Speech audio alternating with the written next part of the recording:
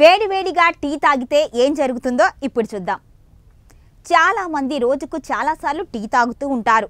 రోజుకు 3 నుంచి 4 సార్లు టీ తాగుతారు. అయితే టీని అధిక పరిమాణంలో తీసుకోవడం ఆరోగ్యానికి హానికరం. మన దేశంలో దాదాపు 90% మంది ఇష్టమైనది టీ. ఇలాంటి వారికి ఒక నెలపాటు టీ తాగకుండా ఉండటం పెద్ద సవాలే.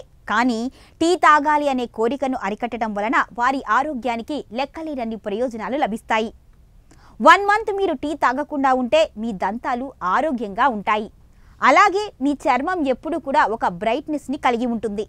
ఇంకో విషయం ఏమిటి అంటే మనం టీలో చక్కెర ఎక్కువగా తీసుకొని తాగటం వలన మొటిమలు ఎక్కువగా వస్తాయి. సాధారణంగా తాగే టీలో చక్కెర ఎక్కువగా ఉంటుంది. దీని వలన కేలరీలు పెరుగుతాయి. ఇది కాకుండా ఆరోగ్య నిపుణుల అభిప్రాయం ప్రకారం టీలో అధిక చక్కెర జీర్ణ వ్యవస్థకు హాని కలిగిస్తుంది.